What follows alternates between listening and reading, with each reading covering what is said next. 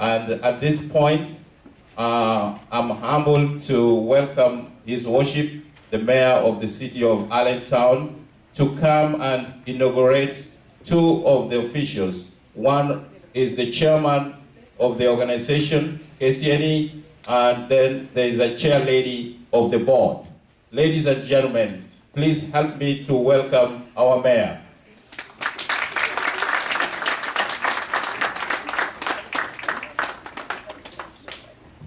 Well, thank you all.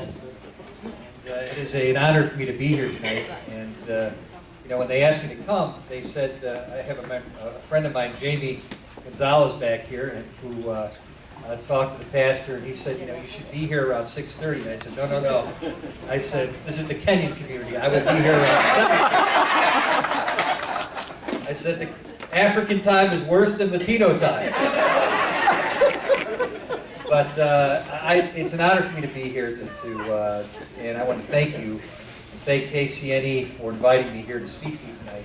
I just want to say a few words, and then we're gonna swear in the new officers. But I'm honored to be here with so many friends in the Kenyan community. Many of you I've known for many years, and to show my support for the great work that you've done for those not only in the Kenyan community, but for the African community that's here. It's a growing community within this region, and I know there's some folks here from Philadelphia, there's some folks here from New Jersey, and I just want to welcome you to Allentown and the Lehigh Valley. This is a community that's growing, it's a community that's thriving, and let me just tell you about our city, just real quick, for those of you who don't know. You know, Allentown is one of the largest cities in the state. We're the third largest city in Pennsylvania. We're the fastest growing city in the state of Pennsylvania. And I often talk a lot about Allentown 5.0. Now, you know, we all have these devices, right? And we all have these devices. I'm now 6.0 on this device. But cities go through iterations as well. And when you look at Allentown, and you look at any other city across the country or across the world, they go through various stages of redevelopment. And when you look at Allentown, it's gone through those stages too. The first stage, Allentown 1.0, was based on agriculture, right? And it was a farming community. It was based around farms and agriculture. Then 2.0 was based around industry. And we made steel, and we made iron, and we made trucks. And then 3.0 was based on commerce. In fact, before all these malls were built out here, downtown Allentown was the commercial center of the entire region. In fact, it was called the Little Apple because people from all over the place came to Allentown to do their shopping. And then we had a version called, I don't know, 3.5, which didn't work out very well. And we had tried to build an urban mall downtown, which really didn't work. But now we're in Allentown 4.0, which is this whole new revitalization. We have $1 billion of new development downtown, over 1 million square feet of new office space, a brand new arena that's downtown, new bridges, a whole new economy that's been built in the city. And we're on our way to Allentown 5.0. And that's a new city that's going to be built on technology. But to truly become a next generation city, and this is why I'm telling you this, to truly become a next generation city, we need to understand one key point.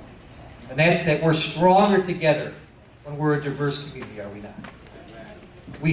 When we work together as one, when respecting and honoring and sharing our cultural differences and our diversity, a thriving city in the 21st century is a melting pot. A city that's growing is a city that has immigrants moving into its borders. You show me a city where the immigrant population is growing, and I'll show you a city that's thriving. You show me a city where the immigrant population is not growing, and I will show you a city that's dying. So, it's immigrants that have helped build our cities, that have helped build America, that have helped build this global economy. And my city and this region has benefited from your hard work, from your settling down roots here in Allentown and the communities around Allentown, starting small businesses, raising families. I, for one, am proud of the roles that you, as Africans, play in our neighborhoods and in our houses of worship, our local economy. The diversity is what drives Allentown 5.0, what drives Lehigh Valley 5.0, what drives that next generation city. But I'm going to tell you, sadly to say, we still have a long way to go, do we not? When you look around, we still have obstacles. Now, I realized this recently when I signed on to a letter with 19 other mayors across the country welcoming Syrian refugees into our community. And I thought that was the right thing to do, and I believe it's the right thing to do. Right. The Middle East and Europe are probably going through the worst refugee crisis that they've had since the Second World War. And immigrants and refugees have made America and Allentown and other communities stronger in many, many ways. And these refugees are both Christian, they're Muslim, they're facing horrible conditions. They've had their houses destroyed, their livelihoods destroyed, their communities destroyed, their families destroyed. A war, by the way, that we as a country helped contribute to. Like we have helped contribute to many wars across this globe. And as a result of signing that letter, I received over 3,000 emails from folks across the country, probably because Allentown is A, so that was the first mayor on the list. But 3,000 emails saying that we should not welcome these refugees into our community. And this response is based on fear. And the United States, I think, is the most prosperous country on the face of the planet. We cannot turn our backs on people out of fear. Instead of shielding ourselves and our communities from outsiders, we have to be inclusive as a community.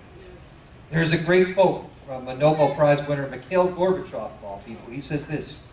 He says, "Peace is not unity and similarity, but unity and diversity, and the comparison and conciliation of differences."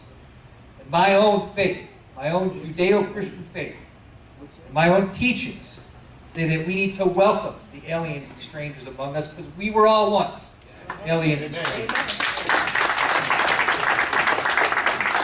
And we should love our neighbor as ourselves. And we as a community need to welcome these folks. We need to welcome all refugees. I have a family that lives right behind me. And they're not from Syria, they're from Iraq. And he was a translator for the military. He lost his family, he lost his livelihood, he lost his job. They moved right back in my house. And we have welcomed them with open arms. In fact, they're a Muslim family, and I even got them to come to church with me. As a result of that. But it was just because we love them. And that's what we need to do as a community. We need to welcome all our refugees. Doing so is not only allow them to thrive, but it's also going to ensure that we, as a city and as Americans, remain the envy of the world.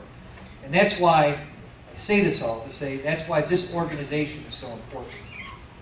With cultural organizations like yours working together with other cultural organizations, with other faith-based organizations, you're doing the work of uniting our diverse communities, our diverse cultures, making us stronger, making us a better community, making us a better state, making us better cities.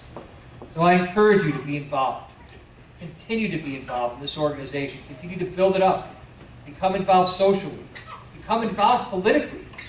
Become involved, culturally.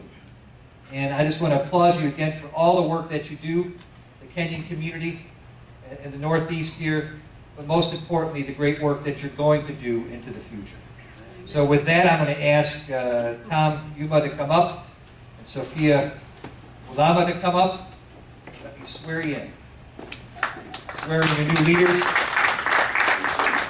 Start to work into the future. All right? Pastor, why don't you hold the Bible out?